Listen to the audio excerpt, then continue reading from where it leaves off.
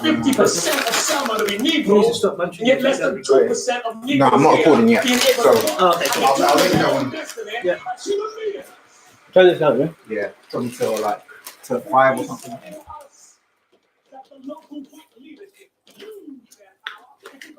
Alright. We're doing a live podcast on Malcolm X and Martin Luther King. I'll put it to 3. We've saved 2 more. Yeah. 2 more. 2 more. No, it's 1. 1 more. Yeah. No, I mean down. Oh, Down. 3. Yeah.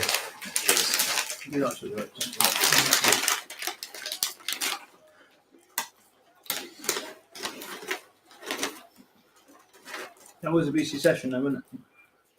Really massive session that we did in the next. Of course, yeah.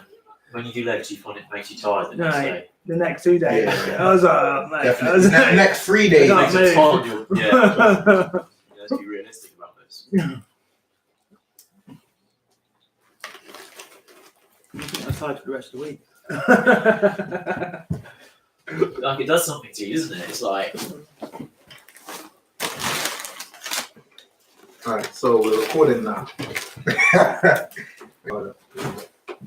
But to be honest, we're recording, but it's not. I'm probably gonna edit out that first bit anyway. So it's just to kind of make sure everything's already ready.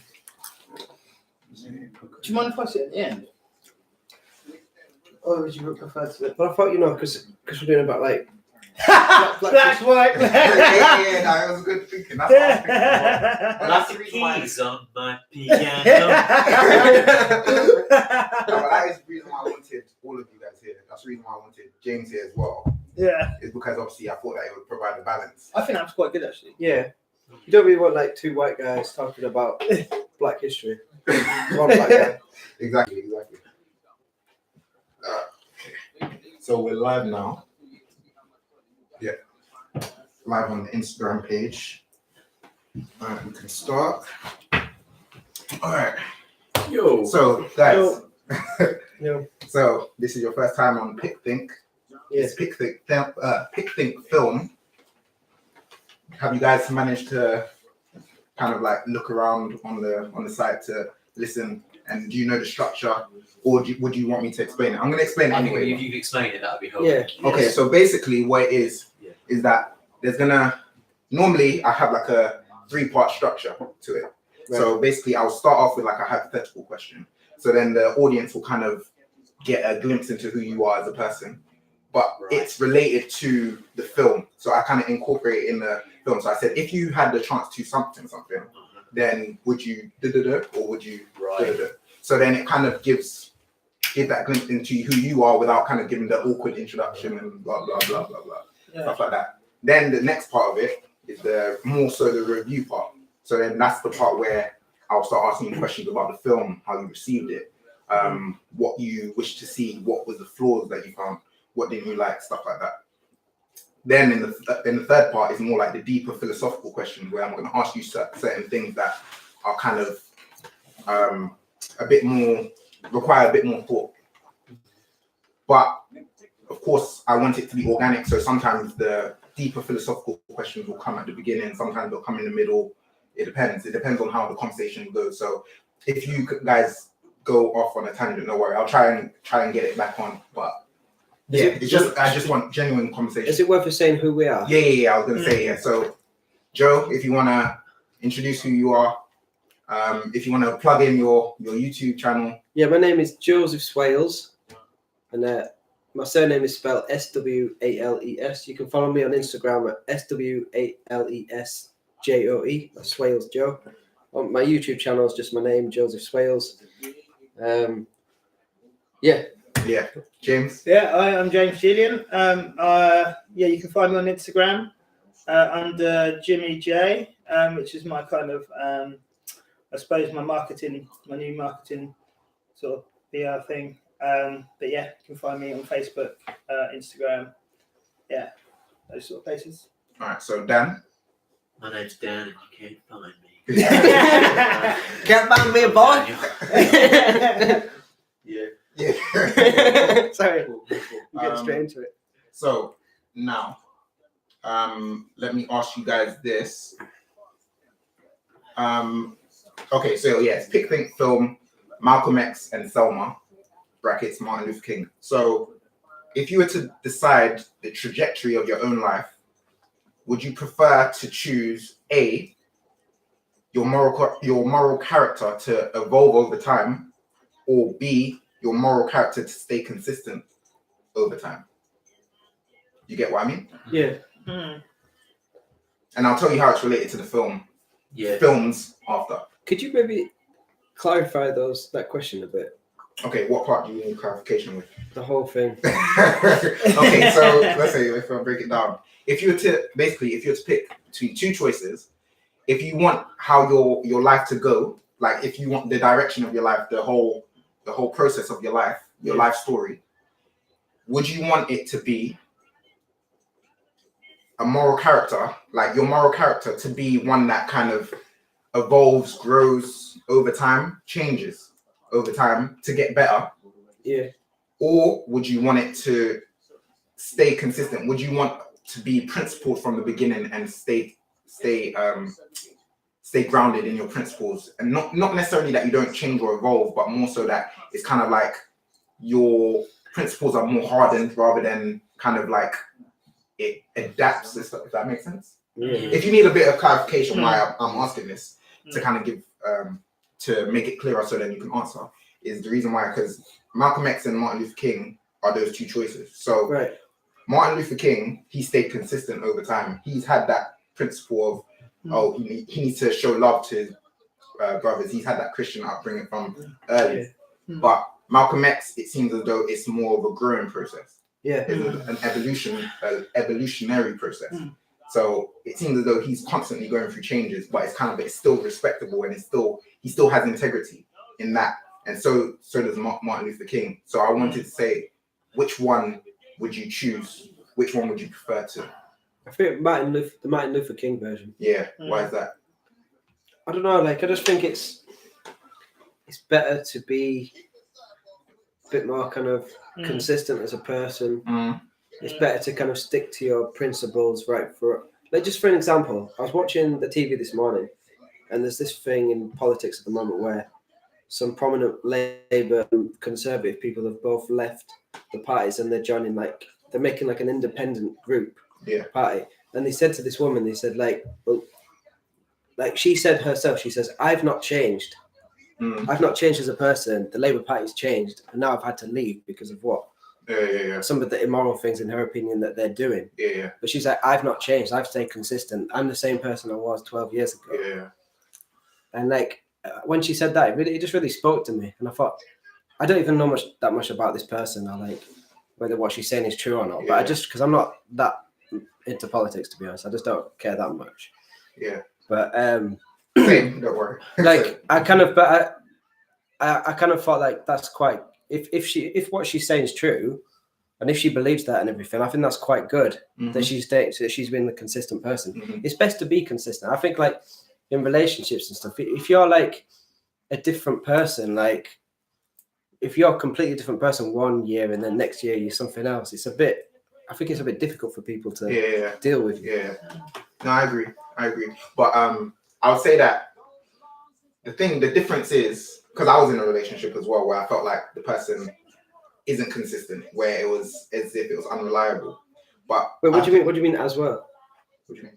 You're in a relationship as well? Oh. Yeah, I say well, no.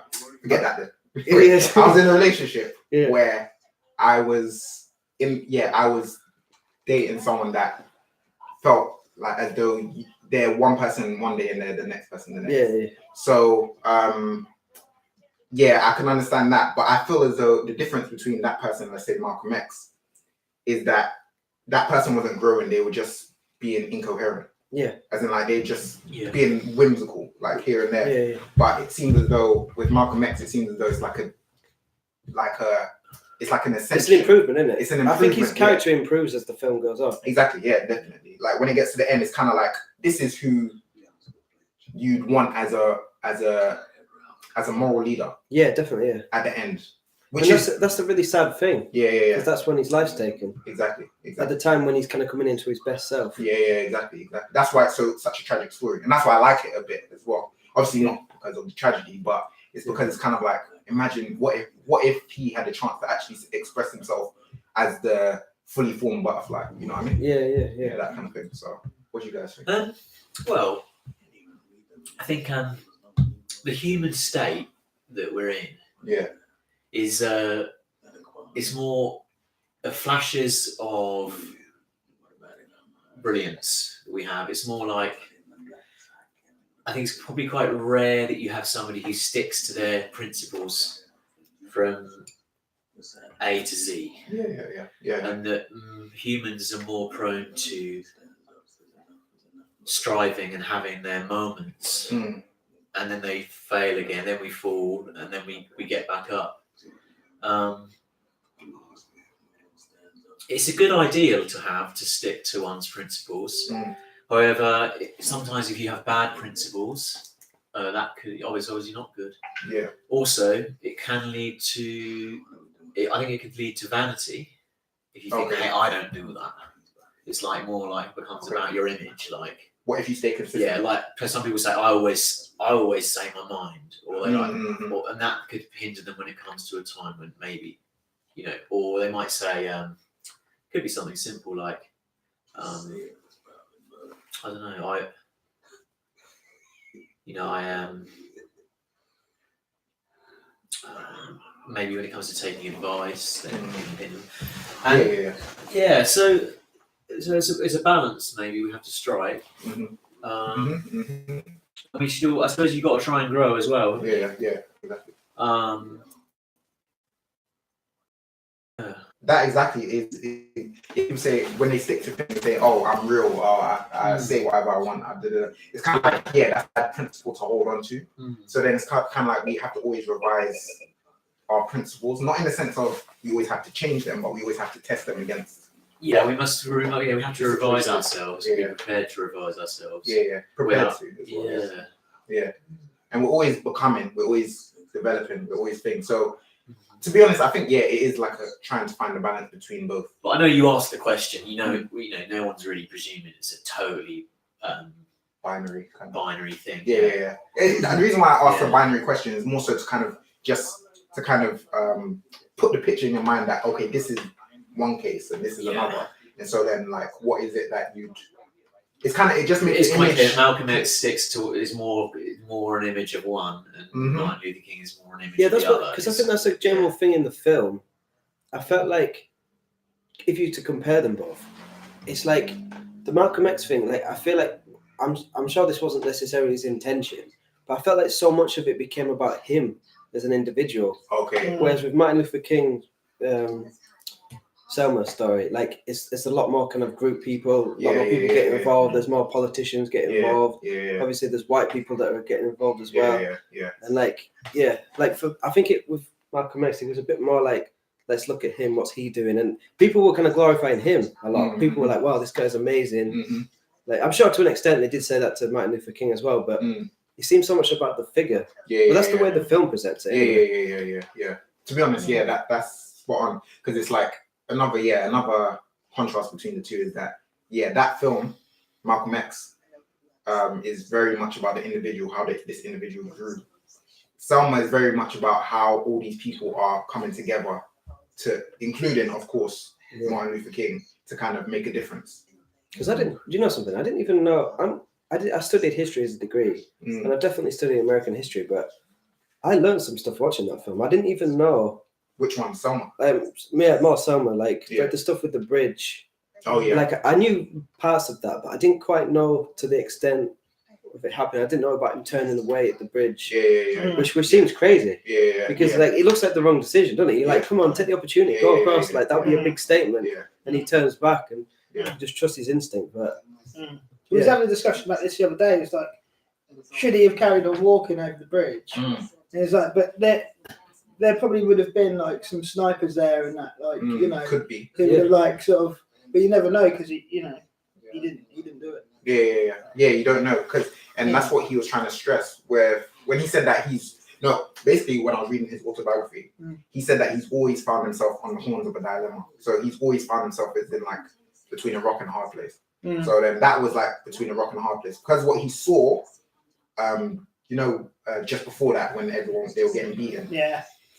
Just afterwards, he's got the opportunity, but would he be leading the people to their own deaths and possibly exactly? So he was a born again Christian as well. Like maybe like I know, like it's possible he really felt like in his spirit that God was telling him. Yeah. Because I don't know, like we're all Christian, right? So until you get those moments where sometimes like I've had it so much growing up in quite a rough city where like God told me like to cross the road to avoid some people that were coming past me.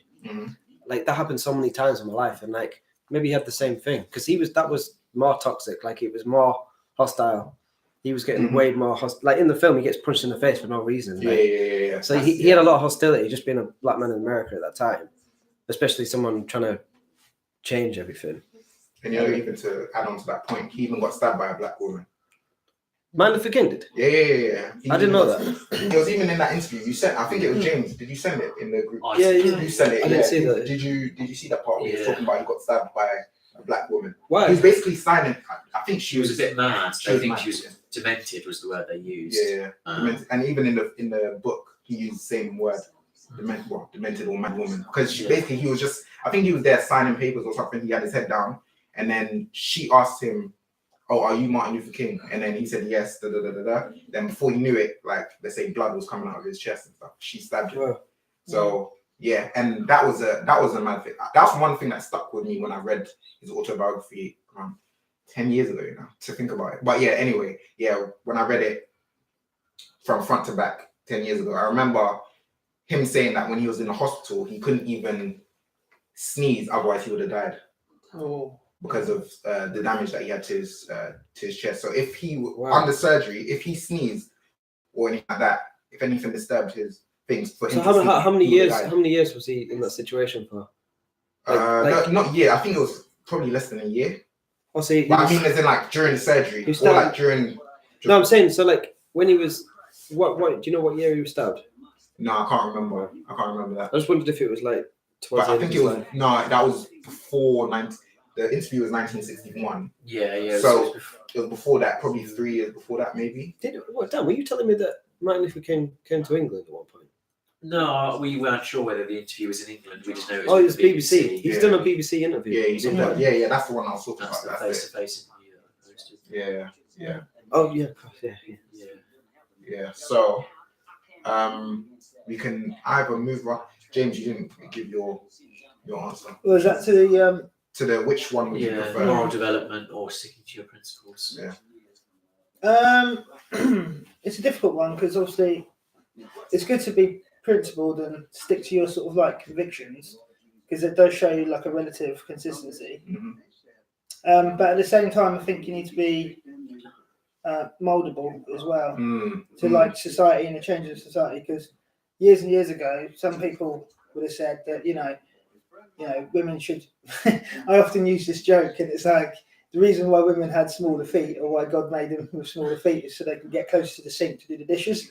And that's like a very sexist joke. But if you're an old boy, you probably get it. Whereas like today's society's kind of moved on past that, and it's more acceptable for women to sort of like have jobs and to like work the same hours as men and stuff. And so you have to sort of change your approach maybe to what it used to be, the more traditional. So I think you have to have that, but I think your core fundamentals, if that's what you believe in, then I think that you should kind of try and stick.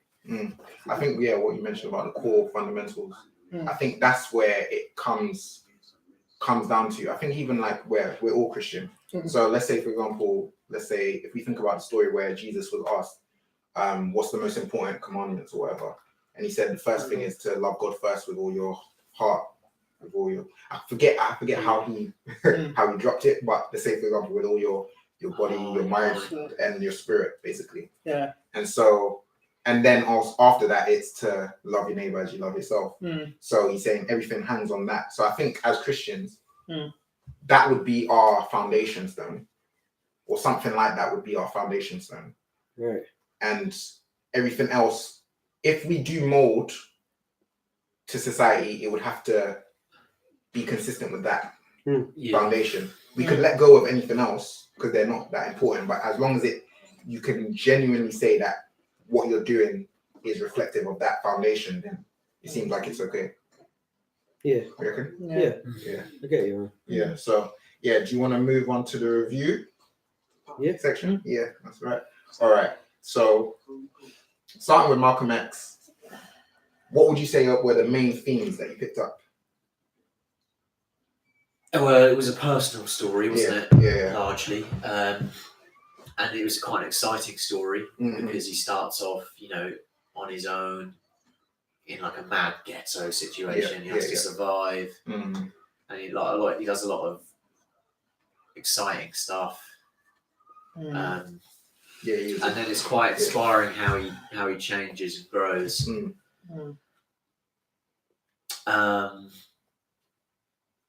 And it's interesting how he has this massive faith in Elijah Muhammad and what's that religion? The group was Nation of Islam. And then it turns out, as it always does, that this organisation has its flaws as well, and that Elijah Muhammad is not perfect. And then he continues to grow on past that.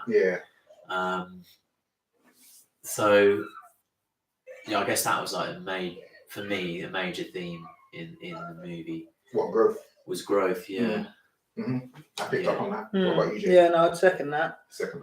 I think as well, what makes it really interesting is obviously the whole sort of time period and where he's born, and the time period of a person born in that period of time being black, and how they sort of overcame their sort of struggles, which a lot of people, they went down that path that he went down, where he's like pickpocketing and doing illegal activities, but then they end up in prison, but then they stay there, they don't get out, and the way how he sort of found himself, if you see what I mean, and found through his faith, and just sort of grown throughout that, I think is a big theme, which draws in people's interest. Yeah. I agree. What do you say, James? What would you say? In the film, I think a lot of it, I'm thinking about Malcolm X as a person, and I don't really like early Malcolm X. You're watching and I think the film deliberately portrays it to maybe not like it, but to also understand why he is like he is, because his parents were killed by clans, people, all that kind of stuff. But that early bit when because his mum was just put into a home. Oh yeah. So his dad was killed by a clansman, and then his mum was put into a mental facility. So it's obviously it's just nobody's going to be normal after having that kind of upbringing. But I start to really kind of dislike him in the film when he, that scene where he gets the gun, he puts it to his head. Yeah. And then he puts it to Russian roulette thing. Yeah. And I'm just like, no, this guy's too much. I'm just I know that if I was around him, I wouldn't like him. That's fine. And then, but he gets arrested, he goes to jail, and he just becomes a better person, doesn't he? Yeah. Through his time in jail and stuff. And we were having this debate the other day about even if I think any religion kind of ultimately kind of is about kind of developing as a person, becoming a better person. And he seems to, you do hear a lot of people go to jail and sort of find God and stuff, and then come out and just become a better person. Mike Tyson, I think is a good example of that. He seemed to have just become a better person after he kind of, he's not, I won't really say he's of a particular religion now, but he said that he found Islam through jail and stuff, and he became a more normal person after leaving jail. And you kind of start to like him, and you start to sort of see that he's really trying to make a pioneer a lot of change and stuff. And it's just sad by the end of it, because you feel this the best Malcolm X he was, and then he was killed by the Nation of Islam, which was which was something that he helped grow for so long. And it's just crazy that it just seems so unjust that he was killed by like People they that- should be thanking him. yeah. Really, they should be thanking him for what he did for them because he elevated them as a group and everything. And then as soon as he left, like they killed him. It's quite sad. Yeah, it's I think it was the envy that was brewing in the nation. If you know, Because me and Dan watched a documentary the other day on like cults, and like you see similar things go on there, and I think like there was something in like Texas, Waco, Texas, and like that's the problem with like a lot of these kind of organizations and stuff. Like it's all about becoming like the top dog, and then like there was two people that wasn't like in this cult that in Waco. There was like one guy ends up killing another guy because they're both trying to get power. And then in the end, there was just a massive standoff between the FBI and this cult because they had loads of weapons in this like compound. And it was just mad. It went on for 60 days. I heard about that. Yeah, there's a big start. You should watch it. A documentary, but it's really fascinating. What's the documentary called? Oh, I think it's called. If you just type in Waco on Google. Waco Ranch. It's Waco like Ranch. Is that What's it called? WACO? The Siege of Waco. Or it's the Siege last. of It's Waco. basically the last. There's been a lot of cults in America, right? It's the last cult that there's been. It's like 1995, I think. But like there hasn't been one since then because I think the FBI put such a big crackdown on this particular one. And the thing is, when you look at it, if you look historically, they were doing the same thing with Nation of Islam. The FBI were checking what they're doing because there was definitely some dodgy stuff going on. But at the same time, I understand like there was some good things going on as well. But they were keeping it under wraps. They were phone tapping. They were seeing what's good. But maybe partly for like Malcolm X's safety as well because like they need to see if like someone's about to get killed or whatever. Are you talking about near the end? Yeah. Okay. Yeah. Okay. Cool. I agree with you guys. I just put it as like the theme was physical, mental, and spiritual evolution. Mainly spiritual, of course, because obviously he went through changes. He just basically went from criminal to devotee, Nation of Islam. Then he kind of broke away from that and then became El Hajj Malik El Shabazz after that. So it's very, very much evolution and rebirth. He's always being born again, I suppose, becoming a new person. And he kind of had to be. His life was a bit like a treadmill, wasn't he? He kind of had to be kept on going. Yeah. When you say treadmill, you mean like as in like on? It's like on a treadmill, you don't have an option but to keep on running. I feel like Malcolm X actually didn't have any option. But do you know how old Malcolm X? How old was he when he died? Let me search that up. Actually, I can never remember these specifics, but I remember Martin Luther King was 39. So Malcolm X. Maybe like. I don't have internet, so I only want to have. Oh, sorry. Yeah, I just realised. Yeah, it's. Do you want me to tell you?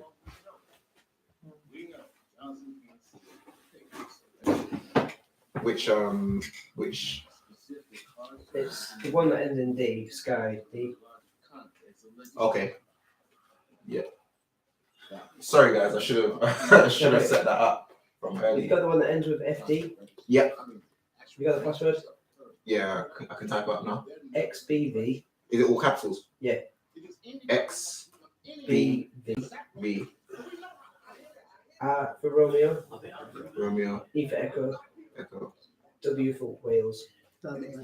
U for Unicorn. E for Echo. What's life with man? Yeah. I think, fair, if he was like around 39, 40 or whatever, if Malcolm X was that age too, I'd say fair enough. In the sense that someone having as crazy upbringing as he had, I think it'd be quite normal to only kind of become completely at peace with yourself by like age 35. He was 39 as well. Wait, So wait, hold on. Let me see if I'm doing the math right. 10 years, 20 years. Yeah, he would have been 40, but he was killed just before he turned 40. So he was born in May 19th, 1925, and he was assassinated on the 21st of February, 1965. I just think it's so sad how, these people, these black people that do really, really well, and they're just getting assassinated. And they get assassinated. Bob Marley, he got shot by black people. No, he died of stomach. He got shot. He died not. He might have got a shot, but he got killed. Yeah, but he was shot Yeah. They were tempted to assassinate him. Some people, Yeah. they would. Because people get jealous, Yeah. and that's the thing. I mean, And he got shot in the elbow because he stepped aside and Oh, okay. So, so it only hit him in the elbow. But Do you know, like, I don't want to like sound like too controversial, but I feel like it's something that's like still a problem today. Like, if you look at like Black America, like now, like the modern day, if you look at the people that are the famous people in society and stuff, like rappers and stuff, it's like they end up just getting in so much beef with each other. And sometimes, like, just as a human, I'm sort of just like, man, I kind of want better for you people. Like, I don't want you to be constantly just like beefing with each other. And like, because I feel like it's like, who do you have in mind? well, like, you just like rappers like Which rappers? 50 Cent, Ja Rule, like, Okay. you know, stuff like this. Yeah, That's the Country one, rap. like, Biggie. yeah. but like, it's I feel like it's still like going on like Soulja Boy and Tiger. Okay, yeah. It's just like to be like top dog. Maybe it's not even really like a racial bit. Like just to be like top dog, there seems to be like a lot of jealousy, and it's like you can't just be happy that someone else is doing well. Yeah. It's like you've got to be number but one. I feel like, let's say the rap scene now, there are some people, there is that, but I feel like now there are certain rappers that are waking up to that there shouldn't be that divide, or there shouldn't be that kind of definitely. thing. Like, let's say J. Cole, Kendrick, Drake, they're very like what's the word I'm looking for? But very kind of like what's the word? Homogenous. That's like together. They're not exactly like looking. Homogenous, like They're not- samey. No. I mean, They're not like, dissing each other. like yeah, they're not at a conflict basically. Yeah. They see that everyone has their own lane, something that they offer the people that they don't, or something to offer. They don't see it as, oh, this is all mine, this needs to be all mine, kind of thing. So yeah.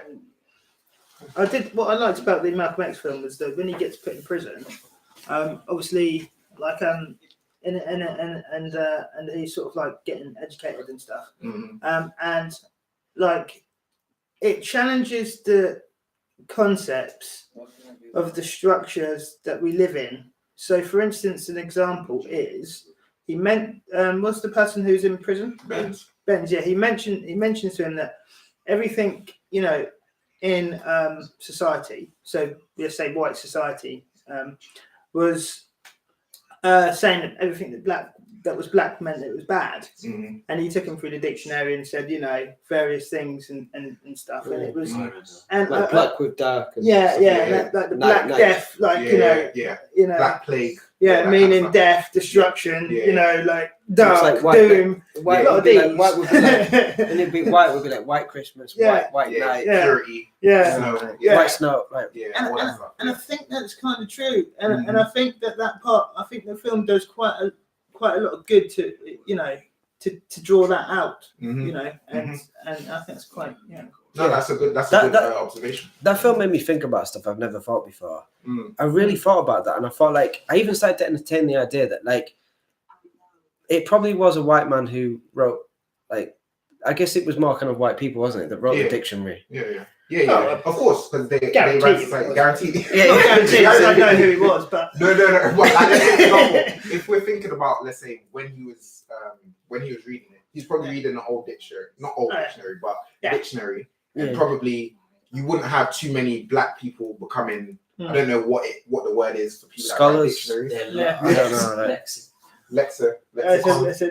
Lexiconography. Yeah, something like that. Well, I've never heard those words before. I'm learning new words now. But yeah, no. Like what you said, like it challenges. It makes you think that maybe what we take as truth has an agenda to it. Because I even said it, like I said, I caught myself saying it the other day. Like I was having a debate with someone about. It's actually we were talking about like Jeremy Corbyn, I think, and I said to him, like, look, I'm not a fan of anyone, like. But like, because I was criticized, I was saying like, come on, don't be naive. Like this guy's like lied a lot and blah blah blah. But I'm like, look, I know Theresa May is not as white as snow either. And I'm like, what? But then I'm like, and I like call myself saying it. I'm like, what? Wait, why did that? Because like, what was it? And then you said like blacklisted. If someone's blacklisted, yes, exactly. It's blacklisted. It's all with negativity. Blackball. Whiter than snow. Yeah. To say like white than snow in that context, it means like they're not all good. Yeah. But then I'm associating like white as snow with like being good. It's quite racist, really, isn't it? Like, But we don't even know. Yeah. You don't even know. You just take it for granted. You just say these words. You don't even think about them. Exactly. Like the black sheep of the family. Yeah, black sheep of the family. Yeah. That's true though. Sheep are white. That's why you say the black sheep, because sheep are white. So if you have a black sheep, it's unique and stands out. I've seen some brown. I saw where my parents live. Why is it that that's seen as a negative? Yeah. Because it's if they stand out, if they're unique, why is the black sheep seen as negative? Is it seen as a negative with the black sheep thing though, or is it just because I said a previous girlfriend I had? I said like in her family, like her family were all kind of Christian, and she was kind of Christian, but she was a bit of a rebel, and I said since like begrudgingly, like she was a bit like the black sheep of the family. But like it was kind of more because she was like the odd one out. Yeah. Like she wasn't all like a really traditional Christian family. None of them have ever been in trouble, but like she'd been a bit of a rebel. Mm-hmm. So I was just like, she's kind of like a black sheep. Is it like associated with like? She's negative. The odd one out. But is it negative with the black sheep thing, or is that just like that's the odd one out? Well, no, but when you say odd one out, you're saying it as like because most sheep are white. Yeah, but why is it that you're seeing it as this person's a negative? That's what I'm saying. And like someone could be the odd one out, but let's say for example, if we flip it and let's say a family. Yeah, they're all degenerates, and then she's the only one that's found Christ and stuff. Why don't you say she's the black sheep? Yeah, you would say that, would you? You would, but some people would, like because my dad was Catholic, and his family was all brought up Catholic, like I'm not sure if they use like the phrase "black sheep of the family." But he definitely wasn't popular once he left the Catholic Church. Put it that way. They all thought that he was like, hang on a minute, this guy, he has to be the odd one out who rebels against like everything and like goes his own way, But I think the black sheep of the family thing, that is like it is used as to single somebody out, to say that somebody's different from everybody else, to not conforming with the status quo. And maybe in Western, in the centre, in Western society, if you are black, you are in the minority. Like even today, like 13% of Americans are black. It's still a minority. You say 13? Yeah, 13. 13. I thought you said 30. My bad. Yeah, so it's kind of like you're still kind of in the minority. But yeah, I don't know. Maybe we should move on from this because we're spending a lot of time talking about sheep. Like, I don't know. But it makes sense because we're talking about the language. Yeah. So don't worry about it. They brought up that topic of language, didn't they? In prison. Yeah, language. How language is used again. Yeah. But I think I actually do agree with what you just said a minute ago about about saying that like if somebody's a Christian and all the family are degenerate. Yeah, degenerate. They don't call them the black sheep of the family. I kind of get what you mean. Yeah. It's like if somebody's doing a positive thing, you don't say, "Oh, you're the black sheep of the family for doing that positive thing." Yeah, but there's no reason why you wouldn't. There's no. There's no actual reason why you wouldn't associate it with that. Yeah. So that's what I mean. So and also like I don't know if you like to be holy or to be unique. Yeah. To be set apart. If you notice, even in the Bible, it says, "Oh, set apart," or to be holy. It means to set apart, to be different. So it's like, and also by being Christian, we're supposed to try and be different from the world. Yeah. So sometimes it's good to be the black sheep. It's exactly. In that context. Yeah. So now let's move on. But yeah. So now with Selma, what would you say are the main themes you picked up? Oh, do you know what? Like, I think for so much of the film, I feel like I can feel Martin Luther King's. I almost compare it to the way Jesus is like. The weight of the whole world was on Jesus. If you look at the story of Jesus, the weight of the whole world was on his shoulders. He was carrying so many burdens, carrying so much. Martin Luther King, through that whole film, I feel for him because he's carrying so much. He has to carry so much. And like even the bit with his wife's like, "Come on, you're not spending enough time at home." And he's like, he calls the people, he says, "I'm not going to join the march tomorrow." And he's thinking that he's a great man because he's like, "Look, I don't want my marriage to fail. You guys go and do this march without me because I need to be here for my wife and my kids." And I'm like, this guy was such a great example of a human being. I think. If the film's like accurate and everything. It's partly, of course, it's like if his character, because I've heard that he wasn't a perfect man. He definitely, no, of course. Like once he got the power and stuff, he definitely did a few, maybe questionable things. Yeah. But no, what that scene that you mentioned, I don't know if it's specifically her that said that, but he has mentioned it in his autobiography. From what I did read, the section I did read, where he said that he felt as though he was obligated to his church to give a sermon. So then that's why he phoned up and said, "Oh, he's not going to be able to do." No, he didn't phone up, but they kind of made the decision that they wanted him to march on a Sunday, but he missed the last 2 weeks. So then he instead said, "Okay, I'll march on the Monday after, the day after," and then that way he doesn't have to skimp out on his obligation to his church. And I think, do you think as well? Like, I feel like behind many great men in history, there's a great wife. Yeah. And I think through the film, I really like his wife. His wife she's really kind of keeping him in a good, like she's kind of keeping his feet on the ground, like, saying like, just be a good husband as well. And she keeps challenging him and encouraging him as well. Like, and like, it's a really beautiful bit at the end when she joins the court thing in Alabama.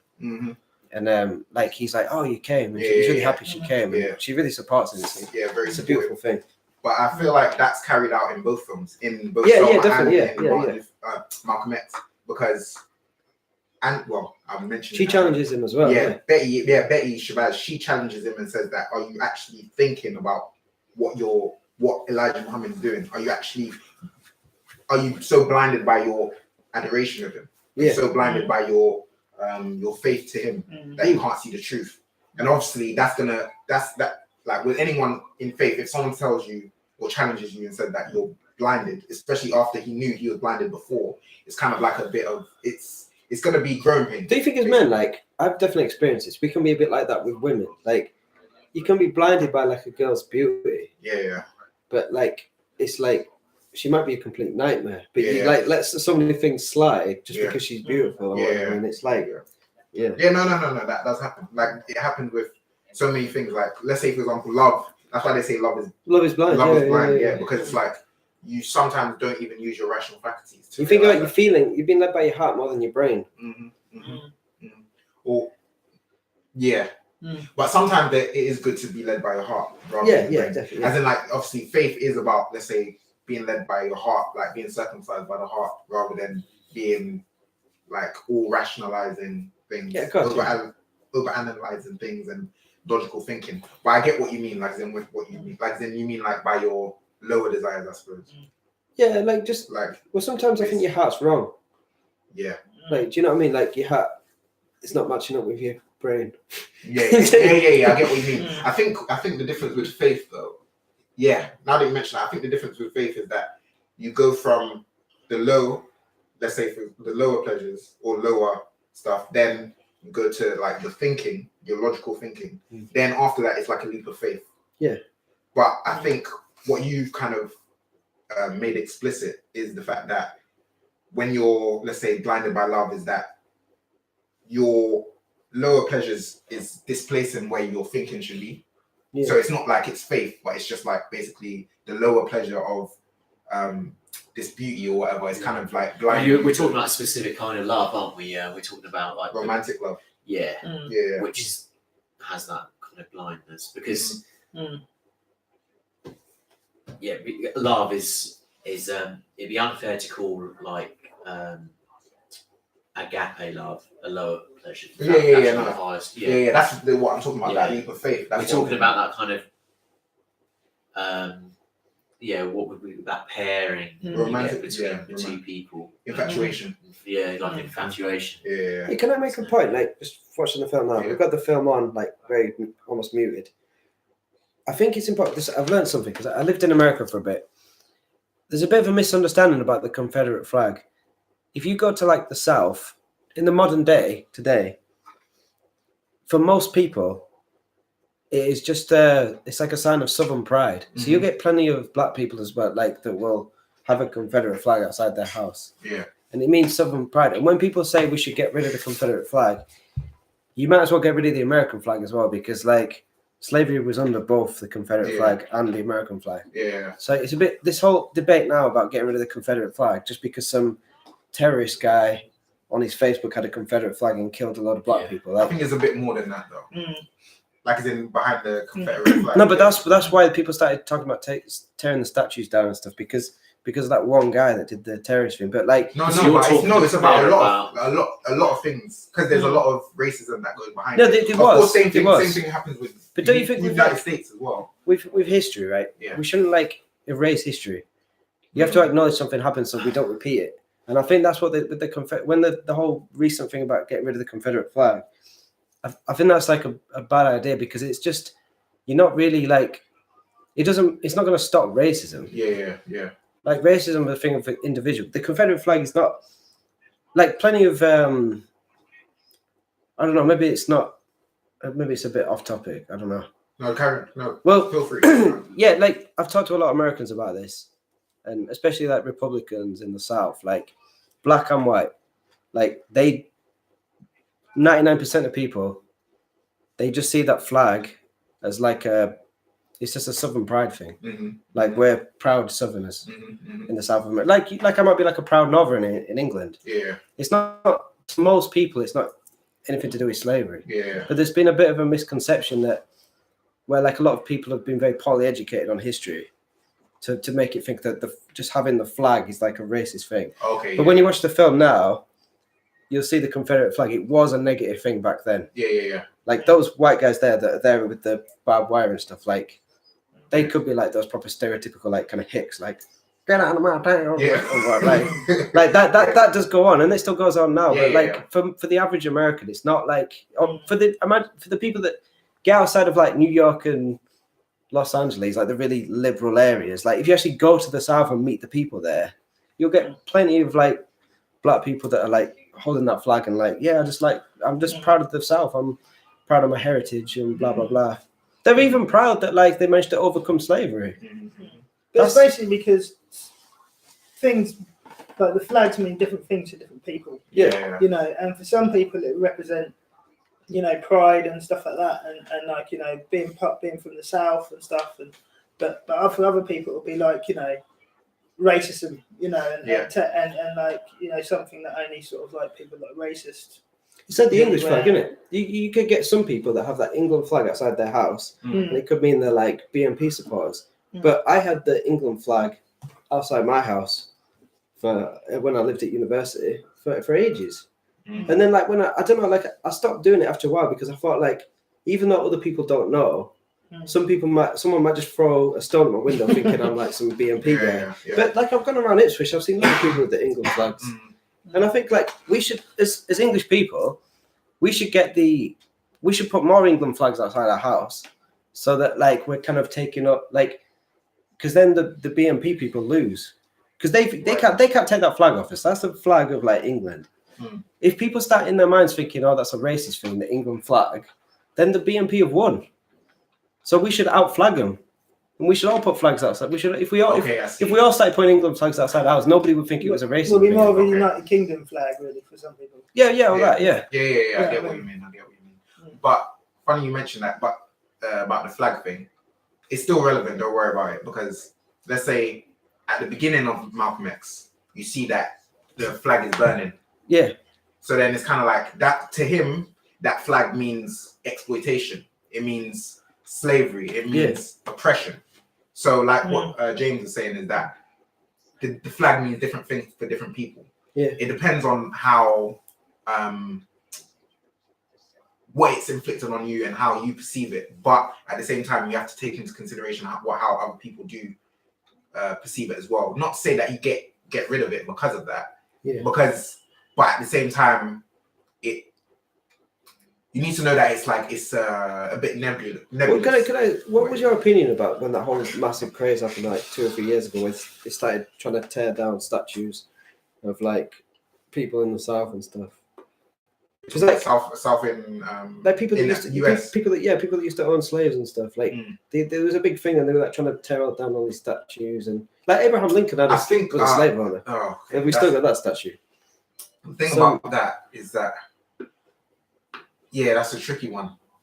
So it's like because I get why they would do that because it's kind of like why is this person being celebrated when they've done so and so and so. But if we were to look at things in that way, then there would be no celebration of anyone. Yeah, because Winston Churchill had some radical views. Like we most people in England regard him as a hero, but he had some quite white supremacist type views that were common in the day, that were very common back then. And also, he was like a mad alcoholic, like and stuff. So it's, but like, I just think it's like that thing of like, but regarding like thinking about other people's feelings and stuff, I think the issue with that though is like, I don't really feel like if I was in that position, I don't feel like I should take my flag away because someone's poorly educated on it and might perceive it as a certain thing. Because that's Why like, does that mean they're it's me, fully it's educated, me. though? Me with the England flag. If someone sees my England flag outside, I don't have one. If I have an England flag on my house, and someone assumes I'm in the BNP, that's their issue. That's their issue. They don't know me. Okay, they can't make that assumption because I've got a flag of my country. Okay, So that's on them. Yeah. I get what you mean about when you say fully educated. You mean as in like how you are using it. Because I think you are using the specific flag. Because I think the problem with social media, in a sense, is like some of this stuff that happened a few years ago. There was just a mass craze to like tear down statues and, you know, like attack people with Confederate flags and stuff. And it's come from a basis of like a bit of a lie, to be honest. This lie that you're just assuming that these people are like far right wing. Do we know where the Confederate flag comes from? Like when it was formed? Because I think that's important. Yeah. It's been there for years. Well, we know it's been there for years, but when and why was it formed? Like, was it formed as a symbol Confederate? Of it was pro-slavery. You could research it. I think it's for the Confederate nations. The Confederate was the Confederate part of America. Yeah. Because you had the Confederates versus the. So its birth was at the North versus the South. The Civil War. Yeah, it's all to do with that. And the Southerners were basically fighting for slavery. So it seems strange that they were, but like over time, proud of the Confederate flag. No, but like you've had like the Confederate flag still there. Just describe it as Southern pride because there were some Southern states which weren't part of the Confederacy. The Confederacy was a small part of America down in the South. Wait. The problem with what you just said there, like the whole like North versus, it's very complex history. It's not just like there's the North versus South. Yeah. But that's way more complex than just slavery. Like it was partly over slavery. That was a big part of it. Massively over slavery. Yeah, it was hugely slavery. Hugely slavery. Even if it was just 50% slavery, then that's a big. But the thing is, like, okay, but I'm talking like the last 100 years, they've kept on having the Confederate flag, and now it doesn't like. It's not like they're like. So you're saying that like back to our original question about like sticking to your principles or evolving. The Confederate flag should be allowed to evolve and instead stand for something else now rather than sticking for because the original. I think it's bad if a lot of people on social media just say, no, this flag means this, and they're trying to portray that towards black people in America, for example. Maybe black people that don't even live in the South. That's what they're trying to say. So now it's like, wait a minute, like just because you all guys all started spreading this lie that that's what the flag means, that doesn't. Well, you're just assuming it's a lie there, aren't you? You're saying just because you guys because I lived in the South. But that's the modern. Wait, hold on. Let me just read this here. You can't just assume it's a lie. Yeah, that's the thing. That's what I was saying. Yeah, but that's what I was asking you. Do you mean as in the lie, as in someone seeing you have the flag and then assuming you're a racist? Yeah, that's a lie. Yeah, that's a lie. Yeah, but the thing is, let's say what Dan is talking about is the originating. Why is this flag here? Why did this flag originate? That Confederate flag is it's like trying to say that what the lie is that people that have the Confederate flag are people that wish that we still had slavery. That's the lie. Yeah. But that's not people having the Confederate flag outside the house. That's not what that means at all. So what does it mean for those people? Because you said it's just Southern pride. Like it's like you're proud of the South. You're proud like you're proud of the Confederacy. You mean because the Confederate is quite. And what's the Confederacy? It was just a few states, wasn't it, down in the southeast? It wasn't like the whole of the south of this state. Could you research it? Yeah, wait, hold on. I just researched. It said what is the meaning behind the Confederate flag? So Wikipedia says supporters of the flags continued use claim it is a symbol of Southern ancestry and heritage, as well as representing a distinct and independent cultural tradition of the Southern United States from the rest of the country. For other supporters, the Confederate flag represents only a past era of Southern sovereignty. So it's different for different people. Yeah. So wait, hold on. Let me look around as well. So carry on talking. Okay, this is why Okay, like I'll try and put it this way to make it more simple, right?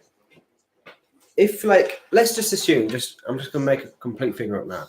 Let's assume 5% of America people are like are still quite racist, have racist views, and let's say 20% of people that live in those states that were of the Confederate thing have Confederate flags outside their house. Maybe like people will still be racist. Oh, I understand that. Yeah, But I think 95% of them, that'd be 15% if you. Yeah. like, are like not racist people at all. Yeah. Do you know what I mean? So then it's like if I'm driving past, if I'm a black guy driving on my bike and I see 20 houses and 3 of them have got Confederate flags outside the house. Like if I'm like, it would be bad of me just to kind of like go drive past and go like racist is racist. Yeah. Do you know what I mean? And like to be fair, if you go to those areas, that's not what people are thinking. Because do you think that's what people think when they look at the? I think like from this stuff I've seen online with this people trying to get the statues torn down and that kind of craze. Yeah, that's like people just like I don't know what they're trying to say. Like it's this weird idea that like we're gonna move on by just getting rid of history. But I think, okay, now that I've read this, I've just read one paragraph, but it seems that it clarifies a little bit. So I think this is why what you asked, Dan, is important. Because you asked what's the origination of it, the origins of it. Yeah. So then it says the Confederate flag, the 13-star saltire in red, white, and blue, has come to be recognized as a symbol of the American South. It came into use at the time of the American Civil War from 1861 to 65. So which was the Civil War. Yeah, which was triggered by the issue of slavery. So that makes massively to do with slavery. 150 years ago. 7 southern states rebelled over President Abraham Lincoln's anti-slavery legislation and declared secession from the United States. So it is a racist origin. Yeah. And that basically what it's saying is that it was kind of like a flag of rebellion against what Abraham Lincoln was trying to do by abolishing slavery. But if black guys have got that flag outside their house in the South, that doesn't mean that it doesn't have that origin. It means that But doesn't the American flag in itself have a bad origin? Yeah, exactly. Lots of people going there just like colonizing the country and then like kicking the Native Americans out. Exactly. So it's like, it's not. Maybe that's a bit of a simplistic like version of history. It's a bit more complex than that. Of course, but we all know that. But like it's like. So, like on that context, let's get rid of the American flag as well. But that's the thing. That's what I'm saying. Like, no. But what you're saying makes sense. But it's kind of like it's showing. Let's say even why at the beginning of Malcolm X there was a flag burning, because it was kind of showing that this flag represents corrupt origins. Oppressed people, inflicted violence against people. And I like the argument that I don't know if it was in the film or I just saw something about it recently where they were saying like. I think it's in the film actually, where they say like, look, how can we send troops over to Vietnam to fight for something when we can't even get equality in our own country? Is that Selma? I think that's Selma. Oh yeah, I think it is. Yeah, and I thought that's a great point. Yeah, that's one point that Martin Luther King did make in his autobiography as well. He felt as though, why is it that Muhammad Ali said that? Muhammad Ali. Yeah, he got put in prison for not fighting. Yes, I remember that. I think I watched Ali, the Will Smith. Biopic, that one. And it was definitely racist of that because other like white people that were prominent figures that managed to somehow skip the Vietnam thing, they didn't do any jail time. So that was definitely like that was. But going back to what you said, like about the film Selma, like I just thought greatness. Whenever I think of Martin Luther King, there's a few people that stick out in my mind, with people that truly inspire me, and one of them is. One of them is he inspires me so much I can't remember his name. Nelson Mandela. Oh yeah. I think he started off and that represents the first part of the question. You know, I know this is not about him, but he had pretty extreme views because he's part of the ANC and he was like, what's ANC stand for again? I can't remember. African National Congress. Oh, yeah. But he was standing for that, and then when he gets put in prison for all those years, he kind of changes and sort of becomes doesn't have any malice or anger. A lot of people were worried when he came out of there, you know, that like he's going to like rebel against like all the whites and stuff, but he never did. And because of that, you know, like he inspired a lot of people. He brought the nation together, and that's when they won the rugby. But also, so he's like one of the top of mine, and then Martin Luther King is also. So when I watched it, I was just like, it was just feelings of sort of extreme sort of. I nearly cried when I watched the whole bridge thing. Yeah, because it was just so emotional. Yeah. Like it was just like these people have come out. Not only is he sort of united through non-violent protest, you know, like you know, unity and changing and challenging, you know, like the views that are wrong, you know, in society. But also like just the sadness of like, you know, the whole situation as a whole. Do you know what I mean? And where it all started from and stuff, and dealing with the repercussions, and it's just amazing. It's like the perfect example of like turning the other cheek. Yeah, Like everything, almost everything you see in the film. yeah. He just comes, like he gets punched by that guy, he just lets it go. Yeah, And like, you know, like even like when they're just in the scene now that's on, they're discussing about, and I think it's before that, like some guys were like saying like, oh, they've just, you know, injured some of our guys, let's go back with guns and shit. And they're like, no, like, what are you thinking? If you do that, then they're going to take like 20 of us. Yeah. So you're actually harming us. By thinking you're doing the right thing, you're going to actually do more damage to us. Yeah. Like more of us are going to die. Yeah. And that's the right way to think, you know. Yeah. You know, and also it'll be He's going very against smart. his message. Like his whole message is like sort of like you shouldn't be doing that. But then and that's why I think that's a big problem in like society nowadays. Like a lot of people, like a lot of black people, rebel against society, and because they feel like, well, we've been through oppression and we've been through that, and you know, like, but actually, like by doing that, by being violent or by having that approach, like basically everybody can turn around and say, well, yeah, look, do you know what I mean? So it puts more of a negative angle, even though you're trying to do it for good. You know what I mean? So yeah, just think that they do it right. Yeah, I like that point. That's a good point. Let's take an intermission there because we've hit the 1 hour mark. But yeah. Yeah, cool, man. Hold on. We need to make sure that that it uploads because I think it's probably finished. I really enjoyed them. Enjoyed that. That was Does anybody want anything to eat or anything? well, me and Dan was thinking about getting a little order. Ordering something or something like that. Yeah, we could do that. We could do that now, and then it could be coming. Yeah. Yeah. Can we do it for like? Yeah. Go on, sorry. We're about the same. We're about the same as what we had before. There you go. Same as what we had before. Yes. Thanks, man. Oh, yeah, right. Thanks, man. No, you guys do the date, Yeah, no, it's good. Yeah, that was perfect, actually, guys. And you know what? I have probably like 20 questions, and we only got through like 4. Oh, cool. No, you didn't take into account you got Joe there, and you've also got me there as well. I've got so many questions. We can go for And days. you guys have kind of broke, like you developed or carried on from. Every question you ask, you get 5 more questions. Yeah, it's good. Good stuff.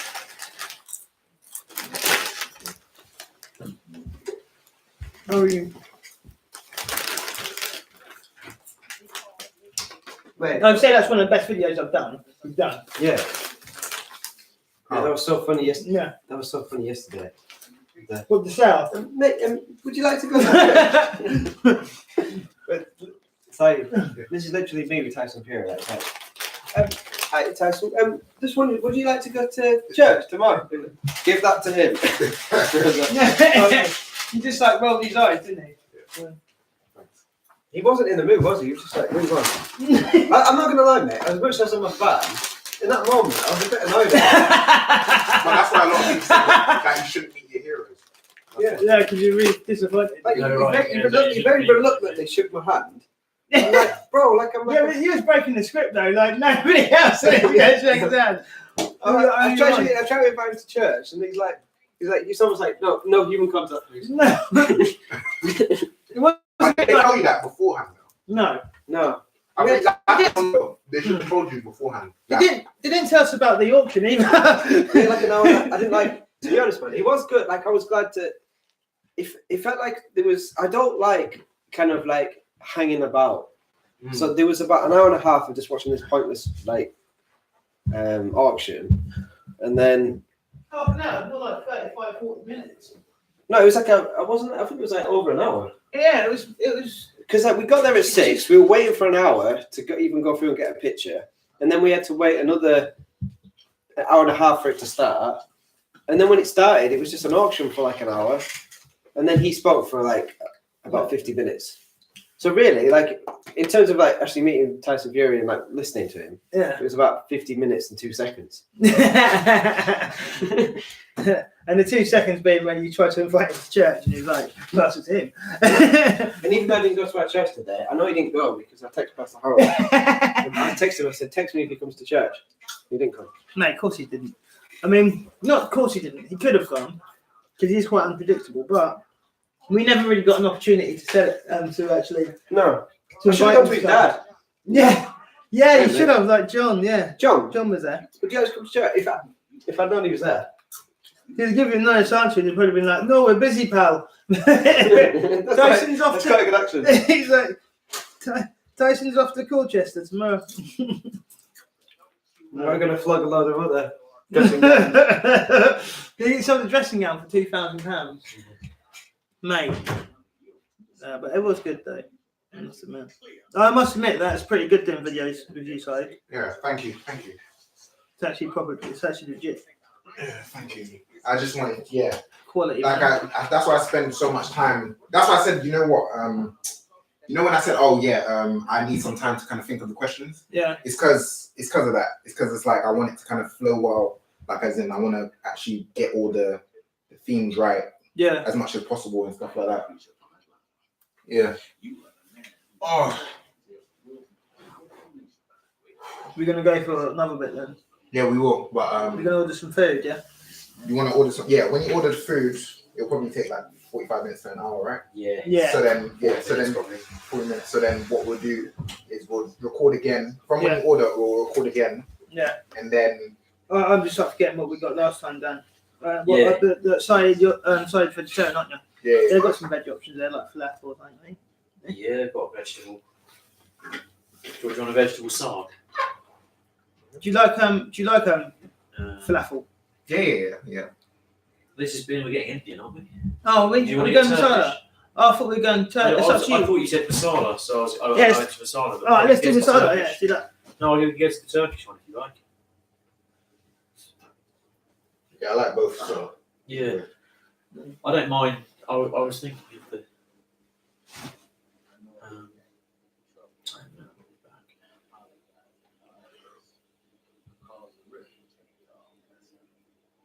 Yeah, it is good though. I appreciate it. Which film do you prefer? Which film do you? It's a hard one. Yeah, is that one of your questions? It's not really a que- I I suppose think it's not I think so. I think so. I don't know, but it's a hard one for me to. Hard one. Yeah, order what you like. Are we on masala? Or on Turkish one. Turkish. Oh. Yeah. We just don't know. I don't mind, to be fair. Yo, I've got go on my YouTube channel, Joseph Wales, or go on pick_think on Instagram. We're doing like No, a live dot, broadcast. Underscore. Oh, I'll do that. Let me do that again. No, it's all right. Yeah, just No, keep that's that okay. one. I'll do it Keep again. it rolling. So wait, you say yours first. All right. So you can find us at pick.think on Instagram. Or go on Joseph Swales on my YouTube live. In about 5 minutes, we're going to start the second half of Martin Luther King and Malcolm X. We'll talk on it, a little podcast discussion.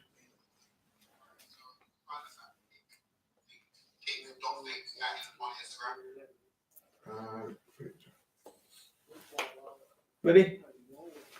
Are we going to order it now? Yeah, I think we should order it now. Yeah. Because I think if we order it now, then time's kind of still with us.